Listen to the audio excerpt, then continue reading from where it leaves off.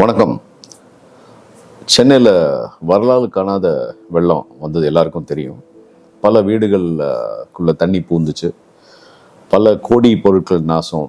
நம்ம காரெல்லாம் முழுகி போச்சு, பைக்ஸ் முழுகி போச்சு. சரி, இதை யாரையும் கேள்வி கேட்க முடியாது. நீங்கள் கவர்மெண்ட்டை சொல்ல முடியாது, இயற்கையை கேள்வியே கேட்க முடியாது. ஏன்னா இதே நடக்கிறது யூஎஸ்லாம் நடக்குது, மற்ற கண்ட்ரி. இப்போ ரீசெண்டாக துபாயில் நடந்ததுன்னு சொல்லிட்டு நம்ம பார்த்தோம், எவ்வளோ அழிவு நடந்துச்சுன்னு பார்த்தோம். சென்னையில் பார்த்தீங்கன்னா ஏழை பணக்காரன் இல்லாமல் எல்லாருக்குமே அந்த பிரச்சனை வந்துச்சு. மேபி 6 அடி தண்ணி வந்திருக்கலாம், 1 அடி தண்ணி வந்திருக்கலாம், இல்லை வீடு முழுகிற அளவு கூட கிரவுண்ட் ஃப்ளோர்லாம் நடந்துச்சு. என்ன பாடம் என்ன கற்றுக் கொடுக்குது இப்போ சென்னையிலன்னு பார்த்தீங்கன்னா, என்னதான் கவர்மெண்ட் பிளான் பண்ணாலும் நம்ம ப்ரிகாஷனரி மெஷர்ஸ் எடுத்துன்னு ஆகணுன்ற. ஒருவேளை ஒரு நம்மளுடைய வீடுகள் ஒருவேளை ஒரு ஃபர்ஸ்ட் ஃப்ளோர் தான் ப்ரிஃபர் பண்ணுமா அப்படின்ற ஒரு பாடம் லேர்ன் பண்ணணும். ஏன்னா அட்லீஸ்ட் நம்மளுடைய பொருட்கள் காப்பாற்றப்படுது இல்லையா, அதுதான் ஒன்று ஃபஸ்ட்டு இமீடியட்டாக எனக்கு அதுதான் ஞாபகம் வருது. ஏன்னா அந்த கிரவுண்ட் ஃப்ளோரில் வீடு எடுக்கிறதோ, ஷாப்ஸ் எடுக்கிறதோ, ஏன்னா எனக்கு தெரிஞ்ச நிறைய ஃப்ரெண்ட்ஸுடைய ஷாப்ஸ் எல்லாம் நிறைய பேர் இப்போ ஜூலையில் பார்த்தீங்கன்னா பெரிய அடி வாங்குச்சு. ஏன்னா பிளைவுட் எல்லாம் கிரவுண்ட் ஃப்ளோரில் தான் வச்சுருப்பாங்க. ஏறக்குறைய 6 அடி 8 அடி தண்ணி எல்லாம் உள்ளே வந்துச்சு. அது திரும்பி அதை வரலாறு காணாத வகையில் அங்கே வந்திருக்கு. ப்ரெடிக்ட் பண்ண முடியல. என்ன இன்சூரன்ஸ் பண்ணாலும் என்ன மாதிரி பண்ணாலும் தேர் இஸ் இமீடியட் ரெமெடின்னு ஒன்றும் கிடையாது. திடீர்னு அப்படியே ஒரு பகீர்னு ஒரு ஷாக் ஒரு வலி ஒன்று வருது. ஏன்னா யுவர் மணி இஸ் லாஸ்ட். என்ன இருந்தாலும் திரும்பி அதை ரீபில்ட் பண்ணுறது, திரும்பி வாங்குறது, இன்வெஸ்ட் பண்ணுறதுன்றது பல கனவுகளை உடைச்சு தான் திரும்பி have to rebuild certain things. But happen is happen. நம்ம அதை எதுவுமே மாற்ற முடியாது. இது இயற்கையை நம்ம போராட முடியாது. இப்போ போய் யாருமே நம்ம போய் ஒவ்வொருத்தரையும் கையேந்தின்னு இருக்க முடியாது. நம்மளுக்கு நடந்துச்சு, இதெல்லாம் நம்ம வாங்கணும், திரும்பி நம்ம ரீபில்ட் பண்ணணும். அப்படி தான் நம்ம மைண்ட் செட்டில் எடுத்து நமக்குள்ளே வந்துடணும். இப்போ இருக்கிற பொருளை எப்படி காப்பாற்றலாம்? நம்மகிட்ட ஒரு வேளை 6 அடி தான் வந்துச்சு தண்ணி, இல்லை 4 அடி இருந்தது. ஏன்னா டவுன் சவுத்தில் ஒரு வேளை தாம்பரம் மாதிரி ஏரியாவில், வேளச்சேரி மாதிரி ஏரியாவில் ஒரு ஃப்ளோர் அப்படியே ஒரு கிரவுண்டே முடிஞ்சு, கிரவுண்ட் ஃப்ளோரே முழுகின மாதிரி சிச்சுவேஷன்ஸ் அங்கே. ஸோ இப்படி எடுத்துங்களேன், கிரவுண்ட் ஃப்ளோரே முழுகின சிச்சுவேஷன் எடுத்துங்க, ஒரு வீடு எடுத்துங்க. இதில் என்னத்தை காப்பாற்ற முடியும்னு நினைக்கிறீங்க நீங்கள்? ரொம்ப ரொம்ப டிஃபிகல்ட்டு. எலக்ட்ரானிக் பொருட்கள் காலி. ஒரு ஃப்ரிட்ஜாக இருக்கலாம், டிவியாக இருக்கலாம், அதர் கேட்ஜெட்ஸ் இது காலி. அது ஒன்றுமே பண்ண முடியாது. அண்ட் சர்க்கியூட்ரி எல்லாம் கண்டிப்பாக அடி வாங்கியிருக்கும். ஃபஸ்ட்டு ட்ரை ஆக விடுங்க, தண்ணி ட்ரெயின் ஆகட்டும். அவசரப்பட்டு எதுவுமே பண்ணாதீங்க. ஃபஸ்ட்டு உங்களுக்கு நம்ம பொருட்களை நம்ம சம்பாரிச்சிக்கலாம். நம்ம சம்பாரித்து வாங்கின பொருட்கள் தான். நம்ம உயிர் போச்சுன்னா, நம்ம குழந்தைங்களை உயிர் போச்சுன்னா என்ன பண்ண முடியும் சொல்லுங்கள்? இமீடியட்டாக போய் பவர் ஆன் பண்ணாதீங்க, ஃப்ரிட்ஜ் ஆன் பண்ணாதீங்க, எதுவுமே தயவுசெய்து ஃபஸ்ட் டேக் உங்களுடைய சேஃப்டி ஃபஸ்ட். அதுக்கப்புறம் மற்ற பொருள். நாளைக்கு நம்ம எது வேணால் வாங்கிடலாம், ஆனால் உயிர் வாங்க முடியாது. நம்மளுடைய உயிர் திரும்பி வராது, நம்ம குழந்தைங்களுடைய உயிர் திரும்பி வராது. ஸோ ரொம்ப ரொம்ப கேர்ஃபுல்லாக ஃபஸ்ட் எலக்ட்ரிக்கல் கேட்ஜெட்ஸ் ஆனே பண்ணாதீங்க, அப்படியே விடுங்க. தண்ணி ஒரு வேளை இப்போ செட்டில் ஆகிருக்குன்னு வச்சுங்க. நான் இந்த வீடியோ பண்ணுற ஒன் ஆஃப் த ரீசன் இதுக்கு போஸ்ட் கொஞ்சம் நாள் போட்டோம், அதுக்கப்புறம் கொடுக்கலாம் அப்படின்றதுக்காக நான் வெயிட் பண்ணிட்டு இருந்தேன். ஸோ ஒருவேளை ஸ்கம் செட்டில் ஆகிருக்குன்னு வச்சுங்க, சேக்கலாக செட்டில் ஆகிருக்குன்னா நீங்கள் டெஃபினட்டாக அதை க்ளீன் பண்ணணும். நிறைய ஏஜென்சிஸ் இருக்காங்க இப்போ க்ளீன் பண்ணுறதுக்கு. நிறைய வார் ஃபுட்டிங் ஃப்ரீயாகவே பண்ணி கொடுத்த சில ஏஜென்சியெல்லாம் இந்த டைமில் எனக்கு தெரியும். ஃபஸ்ட்டு அந்த குப்பைகள்லாம் வெளியில் எடுத்துருங்க. பல டஸ்ட்டுங்களை நிறைய குப்பைகள், சேறு, சகதியெல்லாம் உள்ளே அடிச்சுட்டு வந்திருக்கும். இதெல்லாம் ஃபஸ்ட்டு நீங்கள் எடுத்துட்டு நீங்கள் கம்ப்ளீட்டாக க்ளீன் பண்ணிவிடுங்க. சானிடைஸ் பண்ணுங்கள்.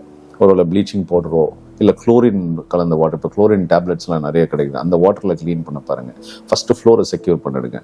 உங்கள் ஸ்க்ரீன் எல்லாம் இருக்குன்னு வச்சுங்க, ஸ்க்ரீன்ஸ் எல்லாம் இருங்க, அதெல்லாம் எடுத்து ஓரம் வச்சு அது வாஷ் பண்ண முடியுமான்னு பாருங்கள். And walls, most of furniture தான் பெரிய பெரிய லாஸஸ் போகும். ஏன்னா பார்ட்டிக்கிள் போர்டு நீங்கள் ஒரு வேளை வாங்கியிருந்தீங்கன்னா, பார்ட்டிக்கிள் போர்டில் ஃபர்னிச்சர்ஸ் நீங்கள் வாங்கியிருந்தீங்கன்னா டெஃபினட்டாக அது ஒன்றுமே பண்ண முடியாது. ஏன்னா அது உப்பிடும், கம்ப்ளீட்டாக உப்பிட்டு அது ஒன்றுமே ஃபார்ம் இருக்குது. ஏன்னா எங்கள் ஆஃபீஸ்லேயே நான் உட்காந்து பேசிட்டு இந்த இடத்துலேயே வாட்டர் ட்ரிப் பண்ணி ஒரு கபோர்டு மேலே பட்டு அது ஃபுல்லாக பிளாட் ஆகிடுச்சு.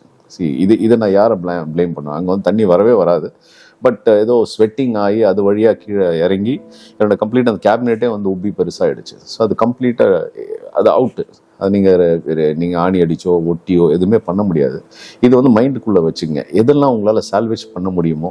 இப்போது என்ன இன்னும் அடுத்த பாடம் கற்றுக் கொடுக்குதுன்னா, நம்ம அந்த சீப்பர் ஐட்டம்ஸ்லாம் இருக்குல்ல, இந்த பார்ட்டிகிள் போர்ட், சைனா ஐட்டம்லாம் பார்த்தா கம்ப்ளீட் அவுட் ஆயிருக்கும். எந்நேரம் சோஃபா எடுத்திங்கன்னா சோஃபாவுக்குள்ளே தண்ணியெல்லாம் இறங்கிடும். இதெல்லாம் போய் ஃபில்டர் ஆகி அந்த டஸ்ட்லாம் போய் ஃபில்டர் ஆகி மேலே இருக்கும்.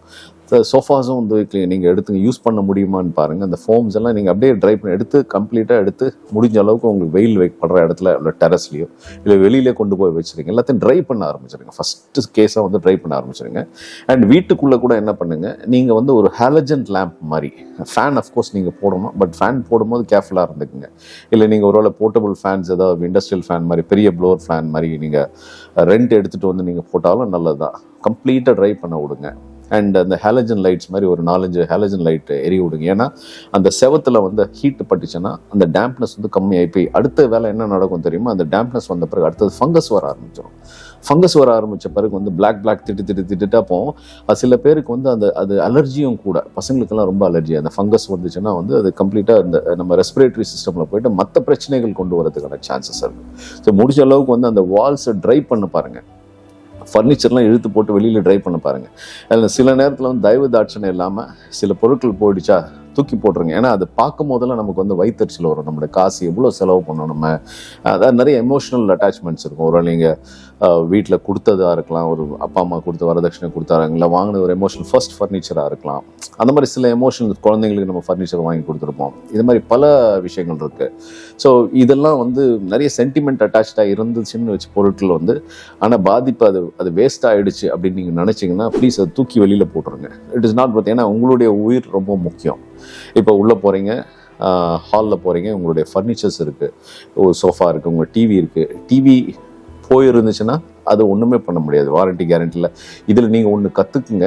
ஒரு பிரச்சனை வந்த பிறகு தான் அதில் நிறைய விஷயங்கள் கற்றுக்குறோம். அந்த பர்டிகுலராக ரெசிடென்ஷியல் செக்மெண்ட்டில் வந்து இன்சூரன்ஸ் பண்ணுறது, அது பண்ண முடியுமான்னு பார்த்து 100% நீங்கள் இன்சூரன்ஸ் கிளைம் பண்ண முடியாது. பட் சம்ஹவ் சம்வேர் ஏதாவது ஒரு பாதிப்பு வந்துச்சுன்னா இதுக்கு நம்ம இது ஒரு பேக்கப் ஒன்று இருக்குது அப்படின்னு நீங்கள் நினைக்கிற மாதிரி ஏதாவது ஒரு செட்டப் பண்ணி வச்சுக்கோங்க. இந்த இழப்பு வந்து நீ ஈடு கட்ட முடியாது. ஆனால் தேங்க்ஃபுல்லாக வந்து ஒன்று நன்றி சொல்லுங்கள், கடவுளுக்கு நன்றி சொல்லுங்கள், இயற்கைக்கு நன்றி சொல்லுங்கள். நீங்கள் உயிராக இருக்கீங்க. ஏன்னா நீங்கள் வாங்கின பொருட்கள்லாம் இது. இந்த பொருட்கள் என்றைக்கு வேணால் வாங்கிக்கலாம். ஆனால் உங்களை வந்து நீங்கள் உயிராக இருக்கீங்க பாருங்கள், உங்கள் ஃபேமிலி உயிராக இருக்காங்க பாருங்கள், அதுக்கு என்ன ஈடு ஏன்னா எதுவுமே கிடையாது. இது குறித்து இன்னும் நிறைய நான் வந்து என்னுடைய அடுத்தடுத்த வீடியோவில் நான் ஒவ்வொரு ஏரியாவை எடுத்து நான் பேசுகிறேன். உதாரணத்துக்கு வால் எடுத்தேன்னா வாலில் என்ன ப்ரிகாஷனரி மெஷர் எடுக்கணும், ஆஃப்டர் தீஸ் வெள்ளம் வந்த பிறகு என்ன பண்ணணும், வெள்ளம் போன பிறகு என்ன பண்ணணும். ஸோ வால் எடுத்துங்க, ஃபர்னிச்சர்ஸ் இண்டிவிஜுவலாக ஒவ்வொரு ஏரியாவும் பிரேக்கப்ஸ். ஏதாவது உங்களுக்கு கொஸ்டின் இருந்தால் தயவுசெய்து நீங்கள் கமெண்ட்டில் போடுங்க. அண்ட் சப்ஸ்கிரைப் பண்ணாமல் இருந்தீங்கன்னா சப்ஸ்கிரைப் பண்ணுங்கள். இன்னும் பல இன்ட்ரெஸ்டிங் வீடியோஸ் நான் உங்களுக்கு கொடுக்குறேன். அண்ட் வந்து இந்த பெல் ஐக்கான் எடுத்தீங்கன்னா நம்மளுடைய ரெகுலர் அப்டேட்ஸ் உங்களுக்கு வந்துட்டுருக்கும். வெரி வெரி யூஸ்ஃபுல் கண்டென்ட்ஸ்லாம் நான் உங்களுக்கு வச்சுருக்கேன். இந்த சைக்ளோன், இந்த வெள்ளம் வந்ததுலேருந்து பல விஷயங்கள் நம்ம கற்றுக்கிட்டு இருக்கோம். அந்த ஒரு விஷயம் வந்து உங்கள் பக்கத்து வீட்டில் இருக்கவங்க, எதிர் வீட்டில் இருக்கவங்க, பின்னாடி வீட்டில் இருக்கவங்க ஒரு நட்பாக பழகிக்கலாம். ஏன்னா நாளைக்கு இவங்க தான் நம்மளை காப்பாற்ற போகிறாங்க, நம்ம தான் அவங்கள காப்பாற்றணும். இந்த ஒரு யூனிட்டியோட ஜாதி மதம் பேதம் எதுவுமே பார்க்காம அதாவது நம்ம எண்ணத்தில் என்ன இருக்கணும், இவன் மனுஷன், இவன் சக மனுஷன், இவனுக்காக நம்ம உலகத்தில் நம்ம இருக்கோம்னா ஒருத்தர் வந்து எல்லாம் வந்து சார்ந்து தான் இருக்கணும். we are a social animal. So அந்த ஒரு எண்ணத்தோடு நம்ம வந்து வாழ்வோம். And we'll have friendship. நம்மளுடைய நட்பு வட்டாரங்களை, ஏன்னா நாளைக்கு பிரச்சனைனா நம்மளுடைய சொந்தக்காரன் ஓடி வெளியே ஊர்லேருந்து வரப்போறதில்ல. வேறு யாரும் தெரிஞ்ச சித்தப்பா, பாமா, பெரியப்பா, அவங்க யாரும் வரப்போறது. நெக்ஸ்ட்டு வரப்போற இமீடியட்டாக நெக்ஸ்ட் ஹவுஸில் இருக்கவங்க தான் வரப்போகிறாங்க. ஸோ நீங்கள் அவங்க கூட நட்பு பாவிச்சுக்குங்க. உங்களுக்கு எதிர்மறையான எண்ணங்கள் வேணாம். இந்த ஜாதி, இந்த மதம், இந்த மொழி எல்லாமே ஒருத்தர் தாங்க. எல்லாம் நீங்கள் கட் பண்ணால் உங்கள் பிளட்டு என் பிளட்டு என்ன ஒன்று தான். ஸோ இந்த ஒரு நல்ல நோட்டோட இந்த வீடியோவை நான் முடிச்சுக்கிறேன். அடுத்த வீடியோவில் இன்னும் நிறைய இன்ஃபர்மேட்டிவான விஷயங்கள் நான் உங்களுக்கு கொடுக்குறேன். பாய், தேங்க்யூ.